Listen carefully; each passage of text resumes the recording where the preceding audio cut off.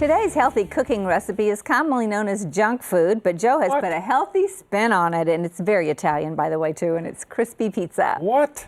Junk food? Yeah. I'm going to call my lawyer.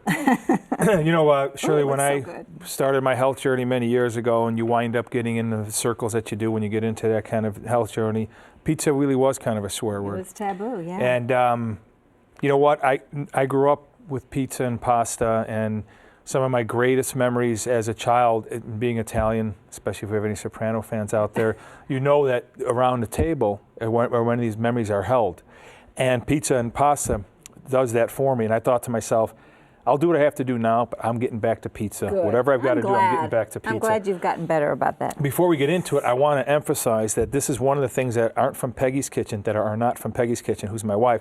This is from Leah's kitchen, who's my daughter.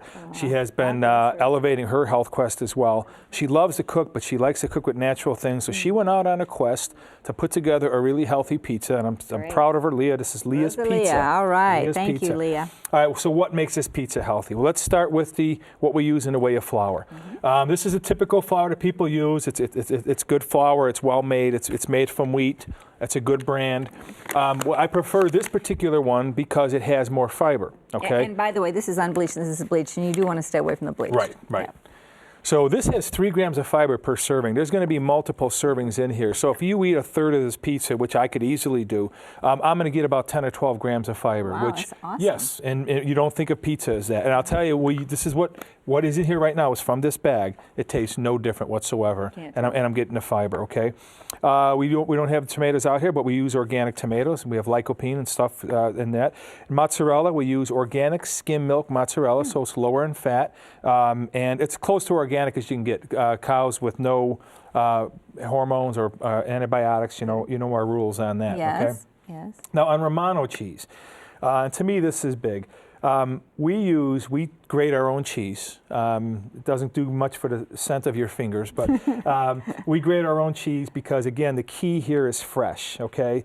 Versus using something that comes out of a container, which is not the end of the world, but obviously it's not going to be as fresh as this.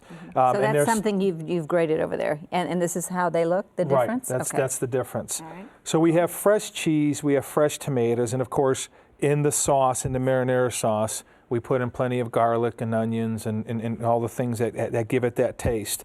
And what you wind up with, Shirley, and I like the crust just a little bit crispy.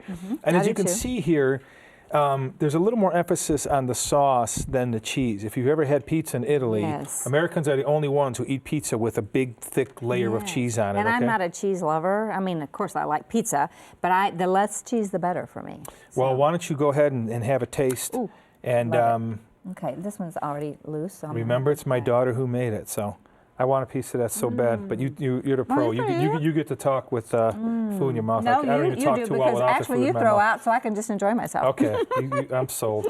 This is but delicious. I warmed it up and everything. Yeah, and you're going to have to do the throw, and so now it's very good. Leah, good job. Yep, when you get married, honey, you're staying home with Dad. Good job. That is delicious. You and your husband, who will be named either Dino, Mario, or Vito, could make pizza for me. Isn't that tasty? Could be a little Polish or German husband. Now, Anyway, this is what I wanted to say was this is nice and crispy, but the crust is not really, really thin.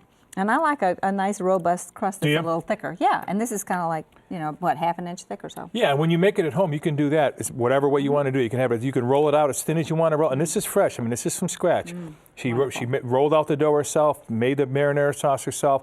This is the way to eat a pizza. Now, there's no vegetables, but of course, vegetables make it even healthier. So, you can eat pizza. For cooking directions on how to make Leah's crispy pizza, check out tln.com, click on shows, and then click on Balanced Health. Or call 888-242-9393 for a copy of today's show. Up next, we'll show you how to buy and take healthy herbs. Don't go away.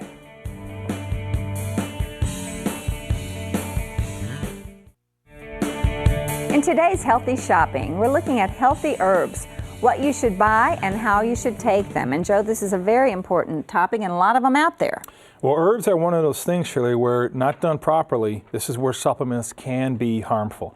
And this is where, even being in the supplement industry, I wish there was more regulation. Because herbs, remember, all pharmaceuticals, all drugs have an herbal compound, have an so herbal medicine foundation. is from plants. Yeah, it is. So hence the word pharmacology. Yeah. So here's a couple that we thought we'd bring out today that are very popular, you know, very often used and sold and very often misused, okay?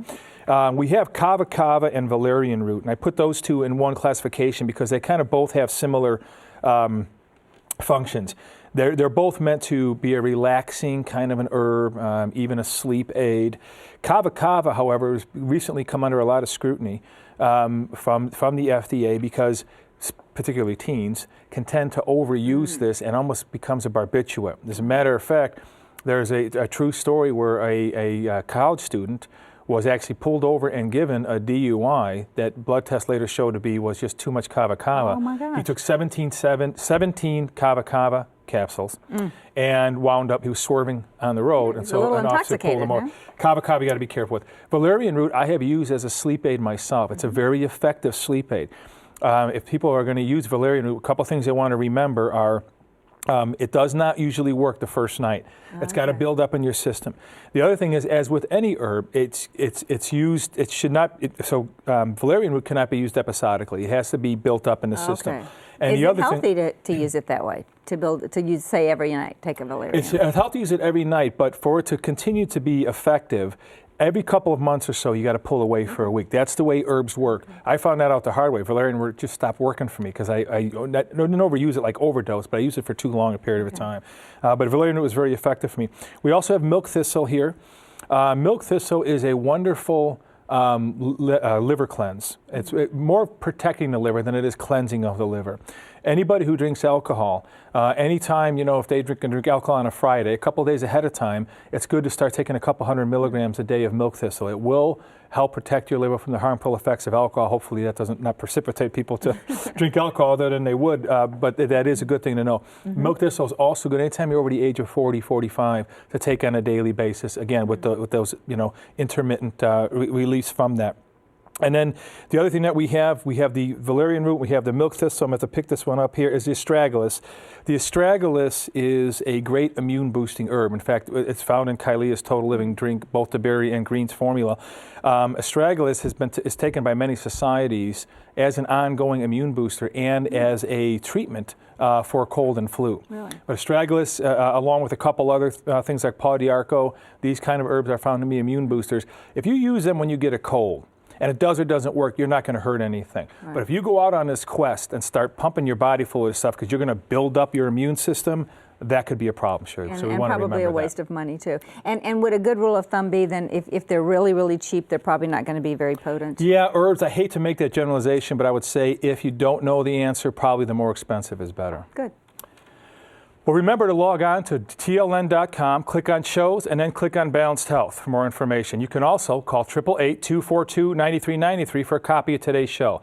Well, coming up, we have Dr. Morris Papernick coming back along with Jane Barber to answer some of the questions you sent in to balancedhealth@tln.com on chronic fatigue syndrome. You're going to want to see this. Don't go away.